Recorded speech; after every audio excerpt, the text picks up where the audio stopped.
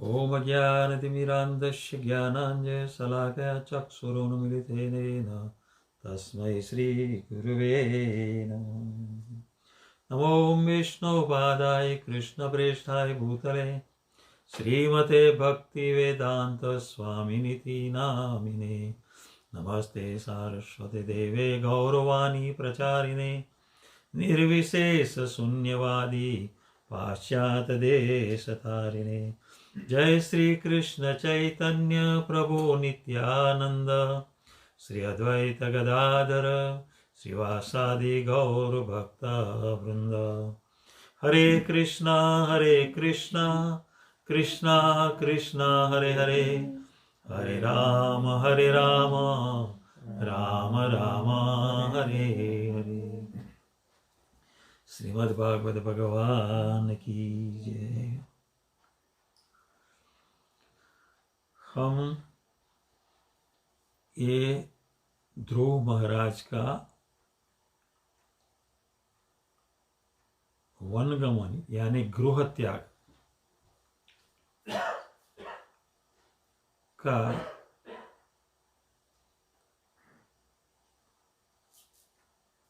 अध्याय 9 स्कंद 4 का अध्याय 9 में श्लोक संख्या 9 से चालू करेंगे। हमने आगे देखा कि ध्रुव महाराज ने गृह त्याग किया, अपने पिता से अधिक कुछ पाना था। नारद मुनि का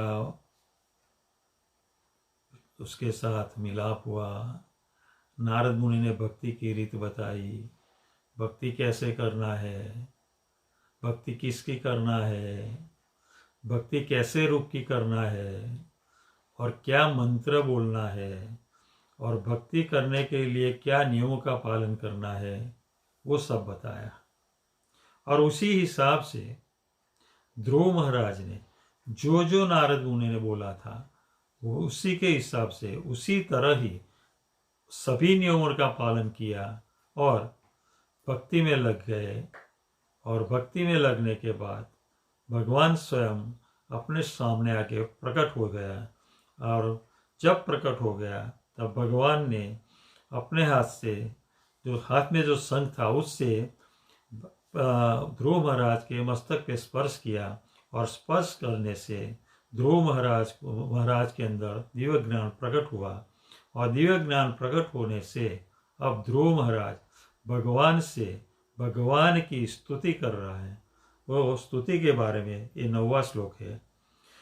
नूनं विमोष्टमतयः तव मायया ते ये त्वां भवाप्य विमोक्षणम् अन्यहेतोः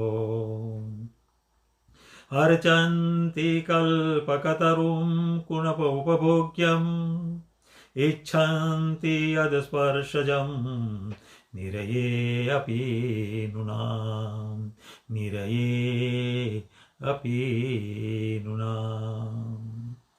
अब ध्रुव महाराज भगवान को संबोधित करके कह रहे हैं कि नूनम विमुष्टमतयः तव माययाते।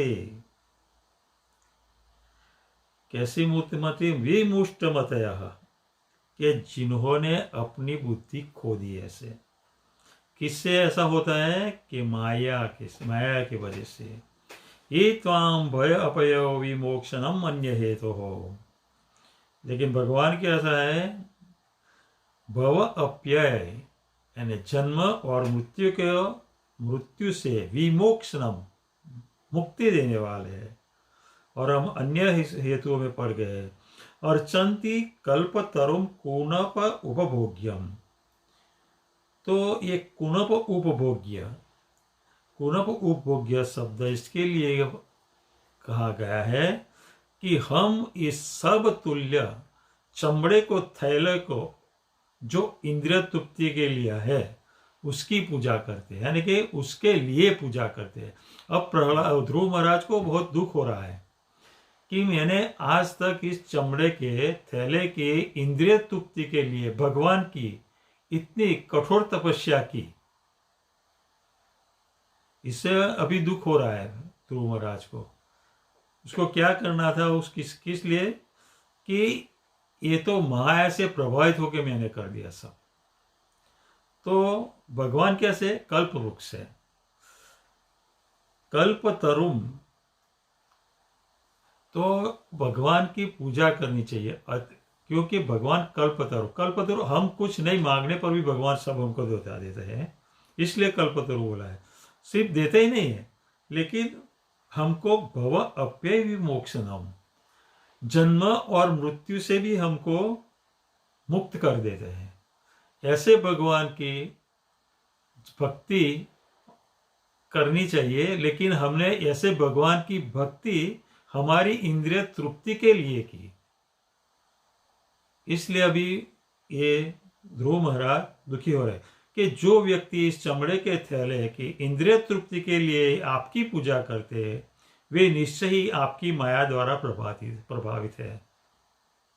आप जैसे कल्प वृक्ष तथा जन्म मृत्यु से मुक्ति के कारण को पार करके भी मेरे समान मूर्ख व्यक्ति आपके इंद्रिय तृप्ति हेतु वरदान चाहते हैं, जो नरक में रहने वाले व्यक्तियों को भी उपलब्ध है। बहुत बड़ी बात कह दी ध्रुव महाराज ने। ध्रुव महाराज अभी कोई कलमश नहीं था। अगर कलमश होते तो भगवान सामने प्रकट भी नहीं होते, क्योंकि ध्रुव महाराज खुद शुद्ध सत्व में स्थित थे, और शुद्ध सत्व में स्थित हुए जब भगवान का दर्शन हुआ, फिर भी अपने आप को क्या मानते हैं कि मैं कितना मूर्ख हूं कि मैंने अपनी इंद्रिय तृप्ति के लिए ही भगवान की पूजा अर्चना या तो भक्ति की।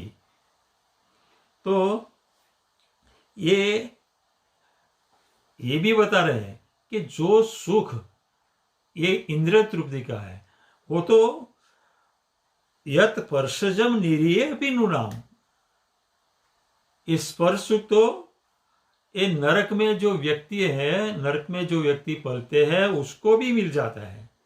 तो मैंने क्या मांगा, यही मांगा। तो हम देखते हैं कि ये 5वें स्कंद में ऋषभदेव कहते हैं ना, वो अपने पुत्र को, नायम देहो देहभाजाम नुलोके कष्टान कामान अर्हते विभुजाम, ये देह है ने, और इसमें खास करके जो मनुष्य योनि प्राप्त हुई है, नृलोके देहभाजाम, मनुष्य है, उसको कठिन सुबह से शाम कष्टिन कामाने ऐसा कष्ट नहीं करना, ऐसा कष्ट हो ऐसा कार्य नहीं करने चाहिए। क्यों कि ये कष्ट करके भी हमारे शरीर पालन के लिए नहीं, हमारी इंद्रिय तृप्ति के लिए करते हैं। ये ऐसे कष्ट की बात कर रहे हैं, इंद्रिय तृप्ति के लिए जो कष्ट है, ऐसे उसके लिए बात कर रहे हैं ऋषभदेव। क्यों कि ये काम तो वीट पूजाम, यानी ये बता है कि निरये अपि नुनाम, उसी तरह वीट पूजाम, ये मल खाने वाले सुअर डुकर को भी वो सुख तो मिल जाता है। तो इससे अभी ये ध्रुव महाराज दुखी हो रहे हैं कि मैंने कहाँ ये ऐसा गलत काम किया, कि मैं कितना मूर्ख हूँ कि मुझे भगवान के चरण कमलों की भक्ति मांगनी चाहिए, उसके जगह मैंने ये इंद्रिय तृप्ति के लिए राज्य सिंहासन मांग लिया, अपने राजा बनने के लिए और राजा बन के उसको भोगने के लिए ये सब मांग लिया है। अब आगे, या निवृत्ति ही तनुभृताम तव पाद पद्म ध्यानात् भवत जन कथा श्रवणेन व्यास्यात् सा ब्रह्मणि विमहमणि अपि नाथ माभूत किम तु अंतक असि लुलितात् पतताम विमादा। तू अंतक असी यानी कि जो काल रूपी तलवार, असी यानी तलवार, अंत के काल रूपी तलवार क्या करता है, लुलिता यानी काट देते हैं, पतताम विमानात, ऊपर से ही काटते हैं। ये कहना है, या निवृत्ति तनुभृताम तव पाद ध्यानात, ध्यान। अब दो रीत बता रहे हैं इसमें, ध्यानात भवत जन कथा श्रवण ही ना, ये भगवान की भक्ति कैसे करने की है, ध्यान ध्यान करवाना भगवान, और दूसरा भगवत जन कथा श्रवण, जो भगवान के भक्त है उससे कथा का श्रवण करें।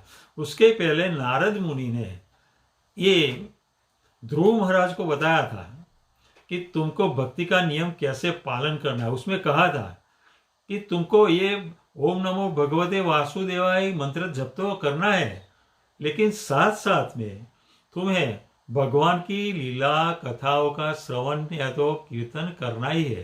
ये दो चीज करने पहले बोला था, और वही अभी ध्रुव महाराज भगवान को कह रहे हैं कि ये क्या भक्ति कैसे प्राप्त होती है। ध्यानात् भगवत जन कथा श्रवणेन वास्याद। हे भगवान, आपके चरण कमलों के ध्यान से या शुद्ध भक्तों से आपकी महिमा का श्रवण करने से जो दिव्य आनंद प्राप्त होता है, जो ध्यान से और भक्तों के मुख से जो कथा श्रवण करता है उसका जो दिव्य आनंद मिलता है, वो आनंद ब्रह्मानंद अवस्था से बहुत बढ़कर है। ब्रह्मानंद यानी निर्गुण अवस्था, निर्गुण अवस्था यानी भगवान में एकाकार हो जाए, भगवान के प्रकाश में। तो जो भगवान के एकाकार है, निर्गुण ब्रह्म की जो भक्ति करता है उसको ब्रह्मानंद मिलता है। तो वह ब्रह्मानंद का आनंद ये भक्ति का दिव्य आनंद से बिल्कुल तुच्छ है। तदाकार हुआ ब्रह्मानंद भी भक्ति से मिलने वाले दिव्य आनंद से परास्त हो जाता है। अतः उस क्षणिक आनंदमयता का क्या कहना, जिससे कोई स्वर्ग तक पहुंच जाए और जो काल रूपी तलवार के द्वारा विनष्ट हो जाता है। भले ही कोई स्वर्ग तक क्यों उठ ना जाए, काल क्रम में वो नीचे गिर जाता है। अब सही बात बता रहे हैं कि ये ब्रह्मानंद क्या है, निर्गुण क्या है, निर्गुण का आनंद क्या मिलता है और भक्ति का आनंद क्या मिलता है, दोनों का डिफरेंस बताए हैं। जो भक्ति का आनंद या जो दिव्य भक्ति है वो भव अप्यय, जन्म और मृत्यु को मिटा देता है। लेकिन ये ब्रह्मानंद का आनंद है वो भव अप्यय में से बचाता नहीं है, जन्म मृत्यु से नहीं बचाता है। क्यों? कि ये भगवान का आंशिक ये है, आंशिक दर्शन है। ब्रह्म का दर्शन वो बहुत दूर का दर्शन है। और आंशिक दर्शन में क्या कहते हैं कि तू अंतक असी लुलितार आप पदताम विमानात। अगर हम स्वर्ग लोक में भी पहुंच गए ये करते करते तो भी उसका कोई मतलब नहीं है, क्योंकि उसको काल रूपी तलवार है ना, लुलितात, उसको काट देता है और वो ऊपर से काट देता है, नीचे गिरा देता है। अगर स्वर्ग में पहुंच गए तो भी। तो ये ब्रह्मानंद का जो आनंद बताते हैं और जो स्वर्ग का आनंद बताते हैं और जो भगवान का आनंद बताए, उसमें 3 टाइप का डिफरेंस है। क्यों? कि जो अपना जो पहला आनंद जो मिलता है भगवान का, वो सिंपल सरल एकदम साधारण है। श्रवणम कीर्तनम विष्णु स्मरणम पाद सेवनम अर्चनम वंदनम दास्यम सख्यम आत्मनिवेदनम। इससे जो मिलता है हमको आनंद, उससे जो हमको भगवान प्राप्त होता है, उससे हमारा जन्म मृत्यु का जो चक्कर है वो मिट जाता है। लेकिन जो स्वर्ग के लिए ऊपर जाने के लिए जो करते हैं उसके यान्ति देवता देवान पितृयान्ति पितृजा मम यान्ति जो अपि माम। जो मेरी भक्ति करता है मुझे पामता है, लेकिन जो देवताओं की भक्ति करता है वो स्वर्ग लोक पामते हैं। और जो स्वर्ग लोक में जाते हैं उसके काल रूपी तलवार काट देते हैं और फिर नीचे आ जाते हैं। क्षीणे पुण्य मृत्यु लगम वृषंति, पुण्य क्षीण हो जाए फिर अपने आप को नीचे आ जाना पड़ता है। क्योंकि अंधकाशी लुलिता, काल रूपी तलवार उसे काट देती है और नीचे आ जाता है। भक्ति मुहु प्रभताम त्वयि मे प्रसंगो भूयात अनंत महताम अमलाशयानाम येन अंजसा उल्बनम उरु व्यसनम भवाब्धिम न इससे भवद गुण कथा मृत पानमत्तः। हमें 9वें श्लोक में बताया गया कि मैंने भक्ति में क्या करना था, ध्यान और वो नहीं किया, और इंद्रिय तृप्ति में लग गया, तो इससे आगे मुझे क्या करना चाहिए? तो वो भी बताएं कि हमें भगवान के चरणों में ध्यान का ब्रह्मानंद में नहीं रहना है, हमको सिर्फ भगवान की भक्ति करना है। अभी ये श्लोक में ये बताया, भक्ति ही मुहुः प्रवदाम, भक्ति कैसे होनी चाहिए? एक नदी का जो झरना बहता है ना, ऐसी सरल, यानी कि सतत बहती हो, ऐसा होना चाहिए। त्वयि में प्रसंगो भूयात अनंत, भूयात अनंत महताम अमल आशयानाम। अब क्या कहते हैं ध्रुव महाराज कि मुझे है भगवान कि कैसा कि ऐसे भक्तों का संग करवाओ मुझे, भक्तों का संग। हम कहते हैं कि भगवान के भक्तों के संग के सिवा भक्ति प्राप्त नहीं होती है। तो यहाँ अभी ये प्रहलाद ध्रुव महाराज कह रहा है कि भक्तों का संग कैसा है और भक्तों का संग से क्या मिलता है, इसलिए क्या पाना है, ये पाने के लिए भगवान को कह रहे थे। कि ध्रुव महाराज ने आगे कहा, हे अनंत भगवान, कृपया मुझे आशीर्वाद दे जिससे मैं उन महान भक्तों की संगति कर सकूं। और वो कैसे भक्त? कि आपकी दिव्य प्रेम भक्ति में उसी प्रकार निरंतर लगे रहते हैं जिस प्रकार नदी की तरंगे लगातार बहती रहती है। ऐसे दिव्य भक्त नितांत कल्मश रहित जीवन बिताते हैं। मुझे विश्वास है कि भक्ति योग से मैं संसार रूपी अज्ञान के सागर को पार कर सकूंगा, जिसमें अग्नि की लपटों के समान भयंकर संकटों की लहरें उठ रही है।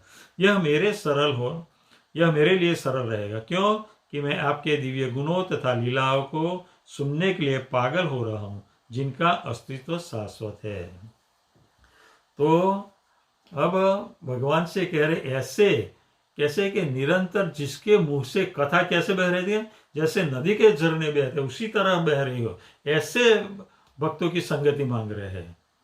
तो तीसरे स्कंद में माता देवहूति को भगवान कपिल देव कहते हैं। जब माता देवहूति पूछते हैं कि मुझे इस भौतिक संसार से छूटने के लिए क्या करना चाहिए, तो उसी टाइम ये कपिल देव बताए, सताम प्रसंगात मम वीर्य संविदो भवंती हृत कर्ण रसायना कथा।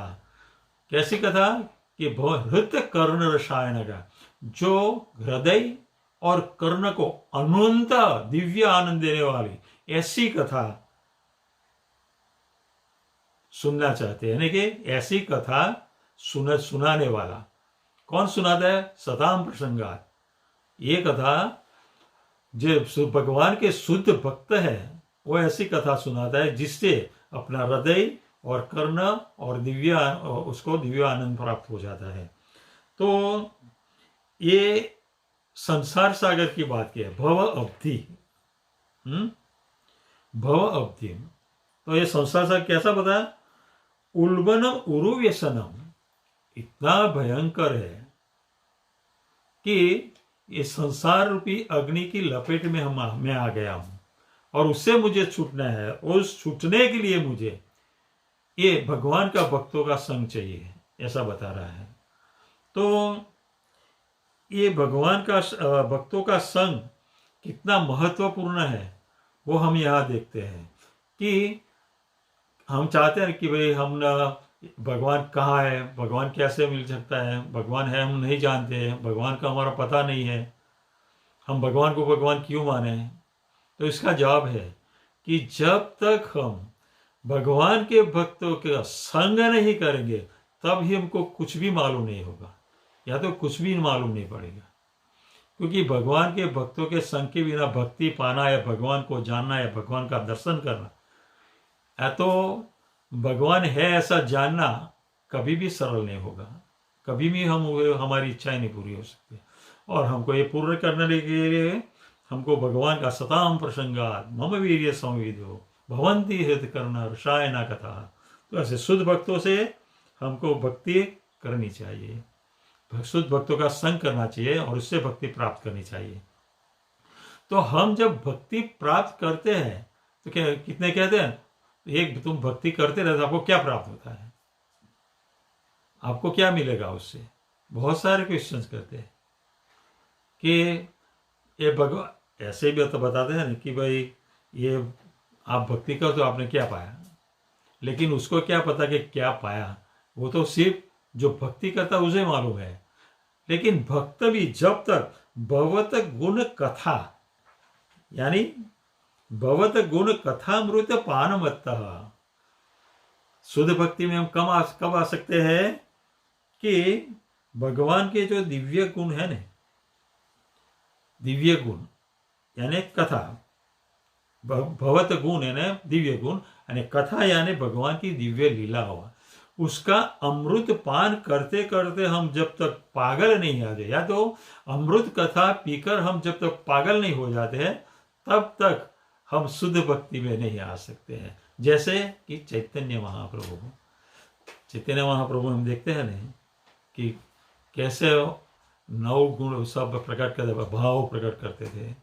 जब सिर्फ चैतन्य महाप्रभु के साथ जो रहते थे, रामानंद राय है कि जितने भी भक्त था उसके निटक में, वो भी इतने ही भाव प्रकट करते थे। वो सब शुद्ध भक्त थे, विशुद्ध भक्त थे। अब ये भक्ति हमको भगवान के भक्तों से संग करने से प्राप्त होती है। तो और दूसरा क्या है, भगवान के भक्त यानी गुरु, भगवान के भक्त यानी सब भक्तों का संग, अने और दूसरा क्या कि शास्त्र, गुरु और शास्त्र दोनों से हम भक्ति प्राप्त करते हैं।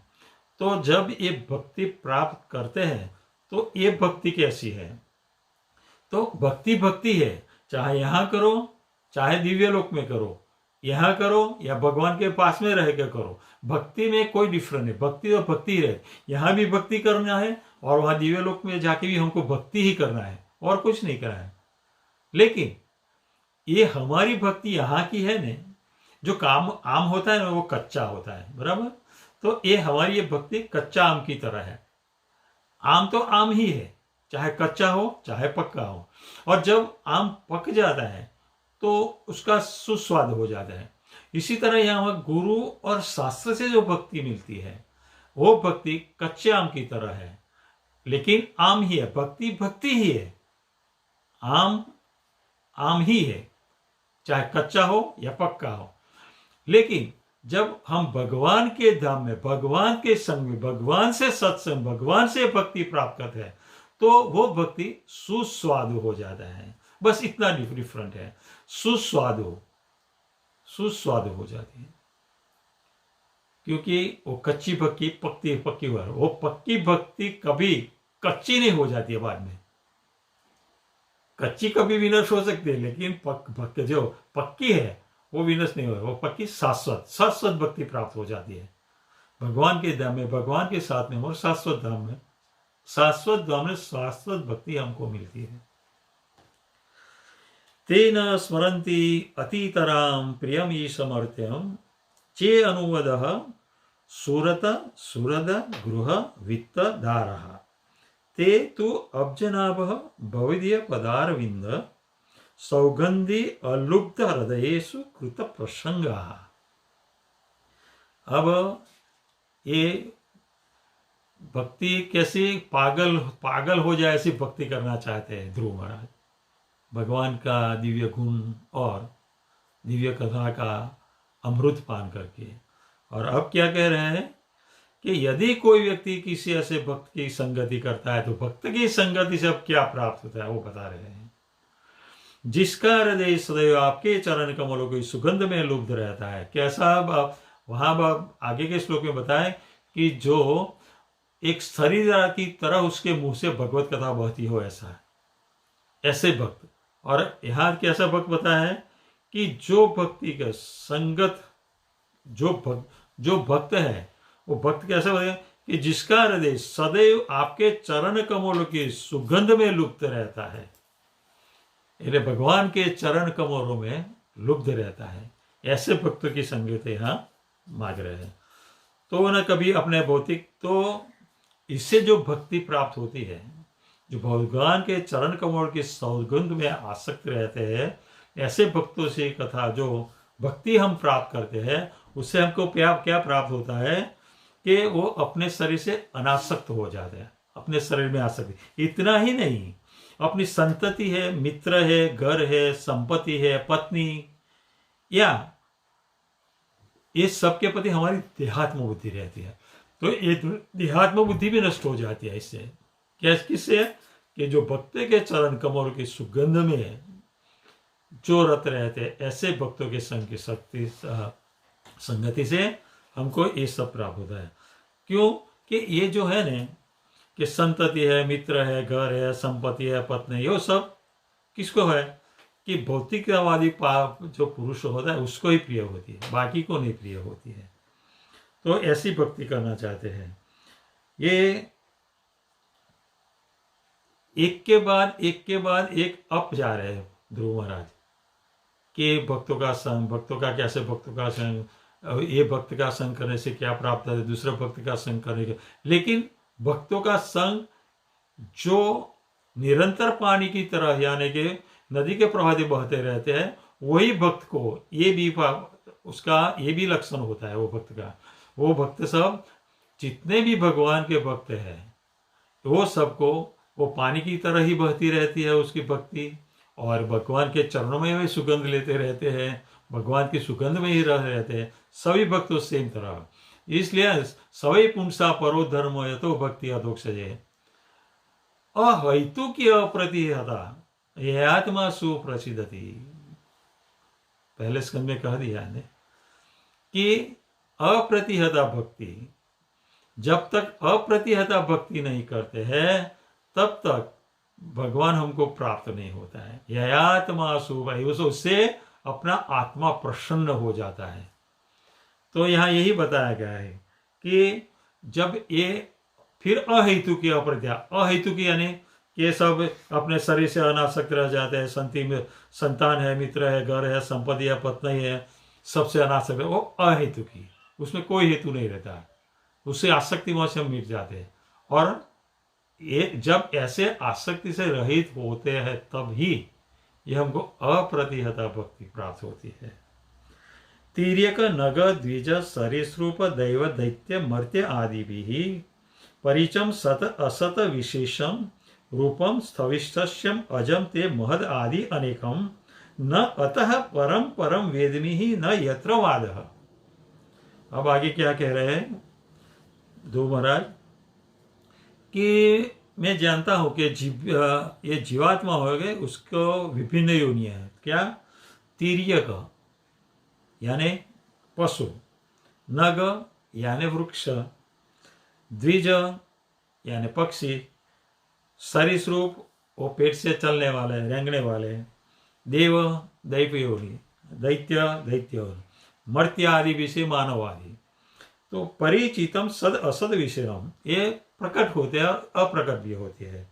रूपम स्थविष्टस्य ते महद आदि, ये कहाँ से सब? महद आदि यानी भौतिक शक्ति से उत्पन्न होते हैं। सब जितनी भी योनियां हैं वो सब भौतिक शक्ति से उत्पन्न होती है, ऐसे बता रहे हैं। नतः परमम वेदमी न यत्र वादः। तो अब क्या कह रहे हैं ये ध्रुव महाराज कि ये तो है कि ये सब प्रकट हो प्रकट होती रहते हैं कि ये भक्ति शक्ति से उत्पन्न हुए, सब जितनी भी 84 लाख योनि वो सब उसमें प्रकट होती है। लेकिन ये तो जब ध्रुव महाराज भक्ति में नहीं थे तब भी पता था कि ये 84 लोग योनि है, ये नर योनि है, कि पशु योनि है, सरीसृप योनि है, कि दैत्य योनि है, कि मानव योनि है, वो पता था।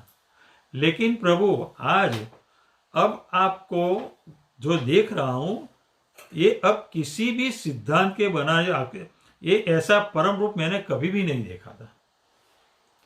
भगवान को बता रहे हैं कि ये सब योनियों के बारे में तो मैंने सुना था, लेकिन और कि कहीं कहीं देखा भी है, लेकिन जो आज मैं मेरे सामने देख रहा हूं, जो चतुर्भुज आकार में स्वयं भगवान को जो देख रहा हूं, ऐसा रूप मैंने उसके पहले कभी भी नहीं देखा था।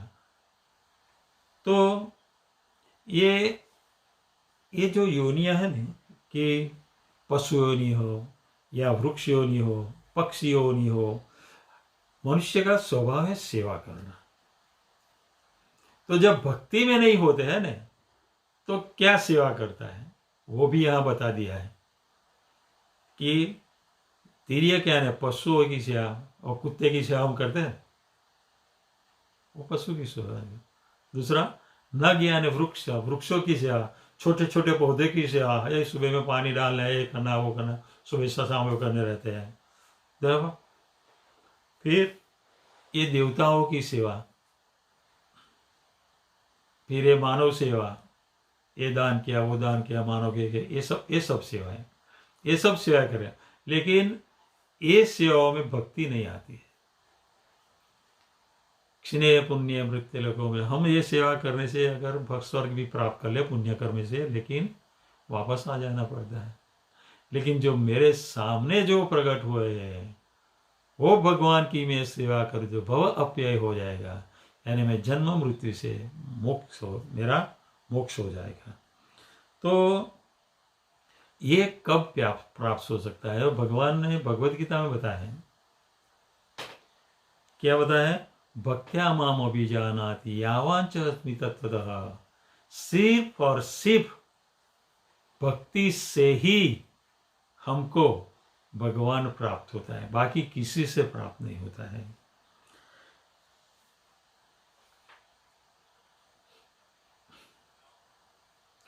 कल्पांते एतद अखिलम जठरेण गृह्णन् सेते पुमान् स्वदृक अनंत सख तद अंके यन्नाभि सिंधुरुह कांचन लोक पद्म गर्भे दिवान भगवते प्रणतो अस्मि तस्मै। अब दो महाराज कहे कि प्रत्येक कल्प के अंत में भगवान गर्भोदकाशयी विष्णु ब्रह्मांड में दिखाई पड़ने वाली प्रत्येक वस्तु को अपने उदर में समाहित कर लेते हैं। वे शेषनाग की गोद में लेट जाते हैं। उनकी नाभि से एक ठंडल में से सुनहरा कमल पुष्प निकलता है और इस कमल पुष्प पर ब्रह्मा जी उत्पन्न होता है। मैं समझ सकता हूँ कि आप वही परमेश्वर है, अतः मैं आपको सादर नमस्कार करता हूँ। अब ये सृष्टि का अंत में, यानी कल्प के अंत में जो प्रलय हो जाता है तो सृष्टि का क्या होता है वो बता रहे हैं कि जो ब्रह्मांड के जो कुछ दिखाई देखने वाले सब जितनी भी वस्तुएं हैं वो सब कहाँ चली जाती है कि ये गर्भोदका से विष्णु के अंदर, यानी पेट के अंदर चली जाती है, उदर में समा जाती है। और वो जब समा जाती है तब गर्भोदक विष्णु अपने सखा यानी मित्र की गोद में यानी शेषनाग पे लेट जाते हैं। तो हमको ये ब्रह्म संहिता में बताया ने, यस्यैग्निससित कालम यथालंब्य जीवंती लोम वीलजा जगदंडनाथा विष्णुर्महान यस्य कला विशेषो गोविंदमादि पुरुषम तमहम भजामि। यस्यैग्निससित कालम यथालंब्य, ये ब्रह्मा का और ब्रह्माओं का कितना आयुष्य वो भी बता रहे हैं कि जब यस्यैग्नि से एक ही श्वास में ये जितना भी ब्रह्मा और ब्रह्मांड है ना, एक ही श्वास से प्रकट होता है भगवान। और ये जितना भी ब्रह्मांडो प्रकट होता है, ब्रह्मांडों के साथ ब्रह्मा भी प्रकट होता है, तो उसकी आयुष्य भी कितने है? सिर्फ एक श्वास है। हम करोड़ों साल गिनाते हैं लेकिन आयुष्य कितने हैं? एक ही साल, एक ही श्वास है। यस्यैकनीश्वरे कालम यथा जीवंती, कितना जीते हैं? एक सांस। लेकिन ये ब्रह्मांड को उत्पन्न कहां से? वीलोमजा, भगवान के रोमकूपों से। करोड़ों करोड़ों ब्रह्मांड, और करोड़ों करोड़ ब्रह्मांड के साथ करोड़ों करोड़ ब्रह्मा उत्पन्न होते हैं। ये तो गर्भे दिवान, और बाद में जब सृष्टि का फिर से उत्पन्न होना होता है तब क्या होता है? फिर से गर्भोदक विष्णु के नाभि से वो कमल दंड उत्पन्न होता है और कमल दंड पुष्प उत्पन्न, और पुष्प के ऊपर कमल पुष्प के गर्भ के अंदर ब्रह्मा जी प्रकट होते हैं। तो यत्र नाभि सिंधु, नाभि सिंधु, नाभि को सिंधु बता रहे हैं। तो इसका मतलब यह हो गया भगवान की नाभि में भी सिंधु है। और कमल कहा से? नाभि सिंधु से प्रकट करना किया है, बोला बताया। भगवान की नाभि से, लेकिन भगवान की नाभि एक सिंधु के समान है। उसमें से वो कमल दंड उत्पन्न होता है और उसके ऊपर कमल का फूल प्रकट होता है और कमल के गर्भ के बीच में से ही भगवान ब्रह्मा प्रकट होते हैं। तो ये सब बताया। उसमें जो ध्रुव महाराज है ना, ध्रुव महाराज के सामने तो सिर्फ एक क्षीरोदका से विष्णु प्रकट हुए थे और ये बात कही वो कारणोदका से विष्णु की कही ध्रुव महाराज ने, तो ये कैसे हुआ? ये तो जान सकते भाई, चलो अपने सामने जो भगवान प्रकट हुआ उसके बारे में बोल सकते तो, लेकिन जो देखा ही नहीं है उसके ऐसा कि कारणोदका से विष्णु, गर्भोदका से विष्णु, उसको वो दोनों को देखा ही नहीं है। लेकिन उसको पता है कि गर्भोदका से विष्णु, क्षीरोदका से विष्णु, गर्भोदका से विष्णु से आए हैं और गर्भोदका से विष्णु है वो कारणोदका से विष्णु से आया है और दिव्य ज्ञान प्राप्त हो चुका था और वो दिव्य ज्ञान हो चुका था। इससे ये सब अब भगवान को बता रहे हैं कि ये कारणोदका से विष्णु में से गर्भोदका से आया, गर्भोदका से ये नाल निकला और ये कारणोदका से विष्णु के अनंत कोटि ब्रह्मांड निकले, ऐसे एक निश्चित काल में था हम लोग और बाद में गर्भोदका से विष्णु में से ये सब विराट रूप प्रकट होता है ना। तो ये दिव्य ज्ञान कब प्राप्त होता है कि जब तक हम भगवान को प्राप्ति कर नहीं सक लेते हैं तब तक, और दूसरा भगवान के भक्तों की संग से तो हमारा दिव्य ज्ञान प्राप्त हो ही जाता है, लेकिन जो विशिष्ट प्रकार का जो ज्ञान है वो भगवान के संग में ही प्राप्त है और वो ज्ञान अचिंत्य कहलाता है। वो अचिंत्य ज्ञान यहाँ पृथ्वी लोक में कहीं भी नहीं मिलेगा। हमें भक्तों का संग करेंगे, कुछ भी करेंगे, लेकिन अचिंत्य ज्ञान तो सिर्फ और सिर्फ आध्यात्मिक लोक में भगवान के संग में भगवान के पास ही प्राप्त कर सकते हैं। और ये दिव्य ज्ञान उसे यहाँ ही मिल गया कि क्योंकि भगवान खुद ने दिया है और वो दिव्य ज्ञान को भी ये ध्रुव महाराज भगवान के सामने प्रस्तुत कर रहे हैं और प्रस्तुत ही नहीं कर रहे हैं, अपने को मूर्ख भी समझ रहे हैं और अपने को ऐसी ही भक्ति करनी है, इसलिए भगवान से आजीजी कर रहा है कि मुझे ऐसे भक्तों का संग करवाओ कि जिससे मुझे ये भक्ति प्राप्त हो, यानी कि भगवान की भक्ति में मैं पागल हो जाऊं, ऐसे भक्त हमको हमारा संग करवा दो। तम नित्य मुक्त परिशुद्ध विशुद्ध आत्मा कुटस्थ आदि पुरुषो भगवान त्रिअधिश यद बुद्धि अवस्थितम अखिंडतया स्वदृष्टया दृष्टा स्थितम अवधिमको व्यतिरिक्त आस्मे अवधिमको। तो ये अब भगवान को क्या कह रहे हैं ध्रुव महाराज की, अपनी अखंड दिव्य चिंतन से आप बौद्धिक कार्यों की समस्त अवस्थाओं के परम साक्षी है। उपद्रष्टा अनुमंता भगवद गीता कहती है। भगवान कैसे है? उपद्रष्टा यानी अनुमति देने वाला। हाँ, उपद्रष्टा यानी साक्षी और भगवान को अनुमंता यानी अनुमति देने वाला। हमारे जीवात्माओं को दो चीज भगवान अंदर सब हृदय के अंदर रह के कहता है और दो चीज देता है, एक तो साक्षी के रूप में रहता है और दूसरा अनुमति देता है जो भी करता है उसके।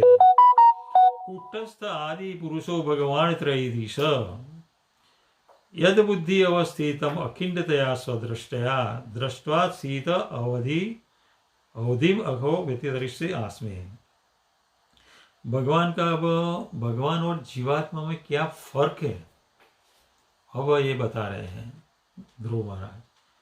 क्या कि नित्य मुक्त शाश्वत मुक्त है भगवान और हम जीवात्मा नित्यबद्ध है। ये जीवात्मा और परमात्मा का तफावत दिखाने के लिए ही ये ध्रुव महाराज ये बता रहे हैं कि भगवान को आप कैसे और हम कैसे, और उसका डिफरेंट भगवान को बता रहे हैं कि नित्य मुक्त कि शाश्वत मुक्त है, परिशुद्ध विशुद्ध सत्वम विशुद्धम वसुदेव शब्दितम। ये परिशुद्ध शुद्ध सत्व की सत्वर जो तमोगुण सत्व है, सत्व की ऊपर की जो स्थिति है वो शुद्ध सत्व है। वो शुद्ध सत्व की गति शुद्ध सत्व की शुद्ध सत्व को बता रहे हैं। भगवान क्या है, शुद्ध सत्व में होते हैं कायम। तो नित्य मुक्त परिशुद्ध यानी शुद्ध सत्व में, विबुद्ध ज्ञान से पूर्ण है, और कुटस्थ है। कुटस्थ यानी जिसमें कोई परिवर्तन नहीं होता है, वो अपरिवर्तनशील होता है। भगवान ये भगवान है, लेकिन भगवान क्यों है? भगवान है, लेकिन भगवान क्यों है? ऐश्वर्य वैराग्य असो अवबोध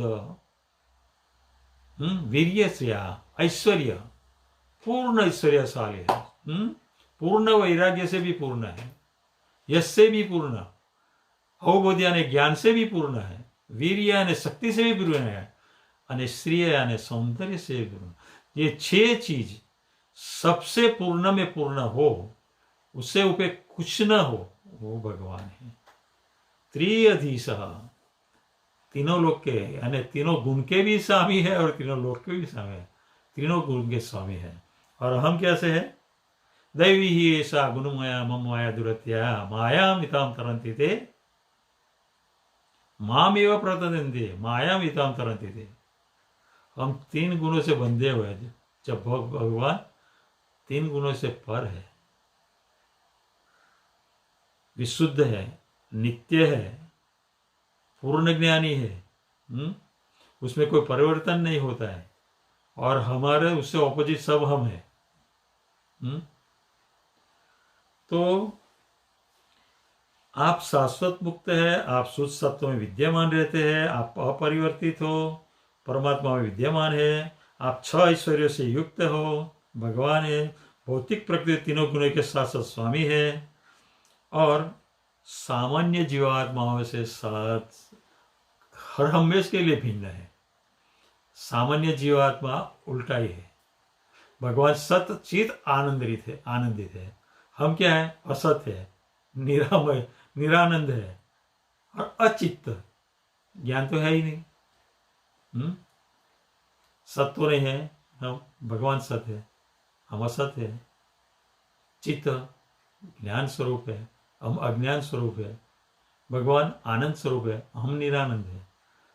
तो हमारा स्वरूप, आत्मा का स्वरूप सच्चिदानंद है, लेकिन ये भौतिक माया की चंगुल में फंस जाने से हम अस्यता निरानंद अज्ञानमयी हो गए हैं। तो हमको अभी अपना ओरिजिनल जो स्थिति है वो प्राप्त करना है। वो स्थिति हमको भगवान के धाम में प्राप्त होती है। अगर हम यहाँ भक्ति ही करते रहते हैं, निरंतर भक्ति करते हैं, तो ये स्थिति यहाँ भी हमको प्राप्त हो सकती है। जब तक हम भक्ति नहीं करते, भक्तों का संग नहीं करते, तब तक हमको भक्ति प्राप्त नहीं होती है। और जब तक भक्ति प्राप्त नहीं होती है, तब तक हम भगवान से भिन्न ही रहेंगे। तो इस प्रकार आप सामान्य जीवात्मा और सदैव भिन्न रहते हैं। विष्णु रूपे आप सारे ब्रह्मांड के कार्यों का लेखा जोखा रखते हैं, तो भी आप पृथक रहते हैं। अब ये कार्यकलापों के बाद में बताया, और दूसरा क्या बताया कि पृथक रहते हैं। ये किससे पृथक रहते हैं? भौतिक शक्ति से पृथक रहता है। तो भौतिक शक्ति है कैसे पृथक? वो भगवद गीता कि मया ततम इदम सर्वम जगत अव्यक्त मूर्तिना, मया ततम इदम सर्वम, ये जगत कैसे है? अव्यक्त मूर्तिना। मत स्थानी सर्वभूतानि न च तेषु अवस्थितम, ये सब मुझ में रहता है, फिर भी मैं उसमें कभी लेपायमान होता नहीं, मैं लिपता नहीं उससे। वो चीज यहां ये ध्रुव महाराज बता रहे हैं कि क्या फर्क है हम भगवान में और हम में। भगवान भौतिक प्रकृति के स्वामी है, जब हम भौतिक प्रकृति के दास हैं। ये तफावत दिखाएंगे। मया ततम इदम सर्वम अव्यक्त मूर्तिना।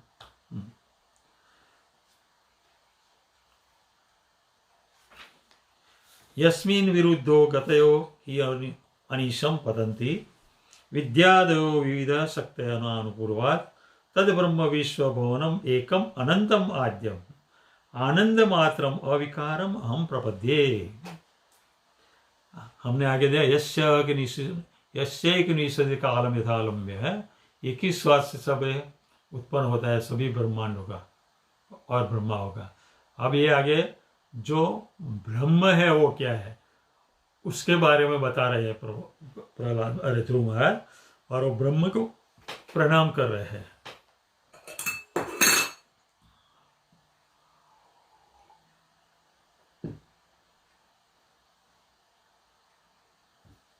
ब्रह्म के आप निर्गुण प्रागट्य में सदैव दो विरोधी तत्व रहते हैं, ज्ञान तथा अविद्या। आपकी विविध शक्तियां निरंतर प्रकट होती रहती है, किंतु निर्गुण ब्रह्म जो अविभाज्य आदि अपरिवर्तित असीम तथा आनंदमय है, भौतिक जगत का कारण है।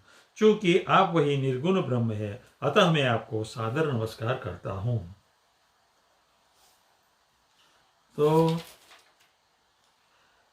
ये निर्गुण ब्रह्म के बारे में बता रहे हैं। क्या बता रहे हैं कि ये जो है ना सब निर्गुण ब्रह्म, उसको ज्ञान और अविद्या दो विरोधी तत्व मालूम करते हैं। ऐसे बोलते हैं कौन? ये ध्रुव महाराज कहते हैं कि निर्गुण प्रागट्य सदैव दो विरोधी तत्व रहते, ज्ञान और अविद्या।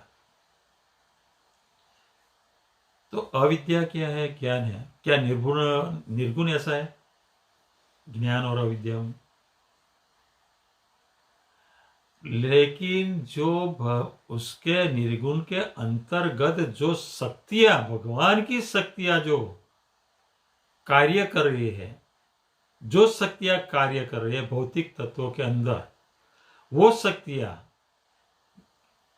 जो है वो ज्ञान और अविद्या युक्त है। तो ये कैसे बता कि निर्गुण तत्व है और निर्गुण तत्व में जो शक्तियां है उससे ज्ञान और अविद्या। तो अविद्या कैसे कि जो निर्गुण है उसको परम सत्य मान ले, पूर्ण सत्य मान लेता है, वो अविद्या है। निर्गुण को परम सत्य मानना वही अविद्या है। क्यों? कि जो निर्गुण सत्य का, जो निर्गुण का साक्षात्कार है वो बहुत दूर का है, और ये भगवान का आंशिक रूप है। कि भगवान से कितने भगवान है, भगवान के बाद परमात्मा, परमात्मा के बाद वो निर्गुण सत्य आता है, यानी कि ब्रह्म ज्योति। यस्य प्रभा प्रभवत जगदंड कोटि कोटि स्वशेष वसुधादि भिन्नम तद ब्रह्म निष्कलम अनंत अशेष भूतम। कैसा है ब्रह्म? कैसा है बताया है ब्रह्म संहिता में, ब्रह्मा जी ने बताया। यस्य प्रभा प्रभवत जगदंड कोटि, उसकी प्रभा, उसकी जड़ होती ज्योति कैसी है? अनंत है। दूसरा अविभाज्य है ना, पूर्ण है। तीसरा अपरिवर्तित है। चौथा निष्कलंक है। क्यों निष्कलंक है? कि अंशों के बिना के पूर्ण है। और यहां ब्रह्म को कैसे बताया गया?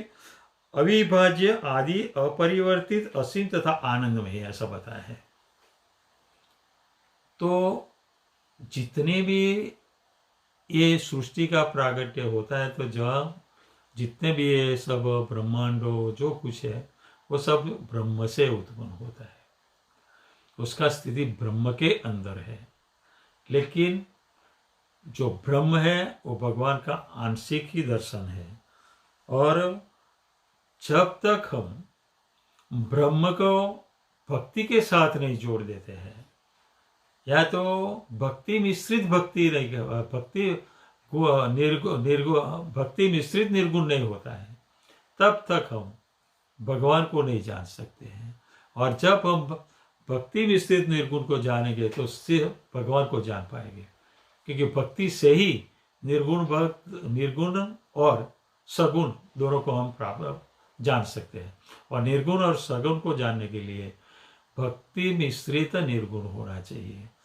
तो ये ब्रह्म साक्षात्कार की बात में कहता है कि ब्रह्म के या निर्गुण प्रागट्य में क्या होता है, ब्रह्म से क्या क्या प्राप्त होता है, ब्रह्म कैसा है।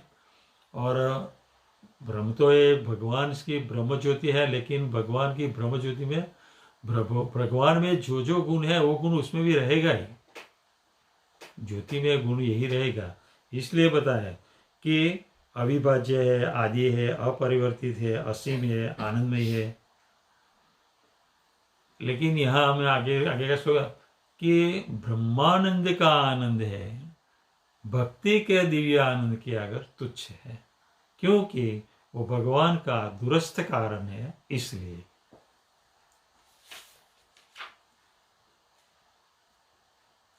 सत्यासियो भगवन् तव पाद पद्मम आशी तद अनुभजतः पुरुषार्थ मूर्ते है अप्यय एवं अर्य भगवान परिपाति दिना वाश्रेय वत्सकम अनुग्रह कातर अस्मान।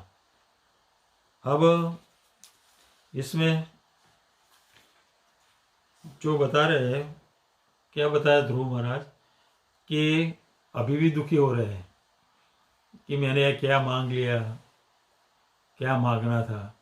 तो अभी उसको डिटेल में बता रहे हैं क्या क्या हो रहा है, अब क्या मांग रहा है।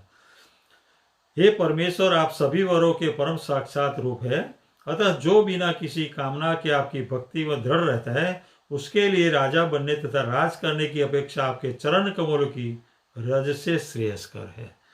आपके चरण कमल की पूजा का यही वरदान है। आप अपने अहेतु की कृपा से मुझे जैसे अज्ञानी भक्त के लिए पूर्ण परिपालक है, जिस प्रकार गाय अपने नवजात बछड़े को दूध पिलाती है और हमले से उसकी रक्षा करके उसकी देखभाल करती है।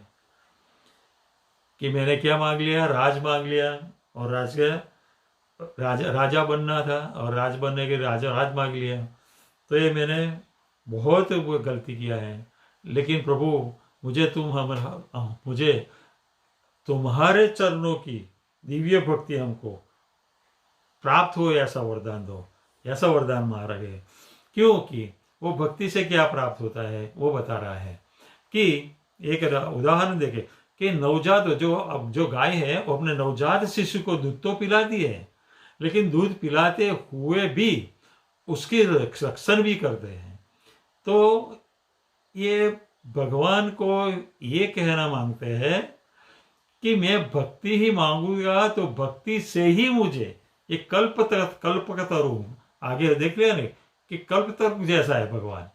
तो मैं कुछ भी नहीं मांगूंगा वो भी मिल जाएगा, मुझे जो चाहिए वो अपने आप मिल जाएगा, मुझे मांगने की जरूरत नहीं।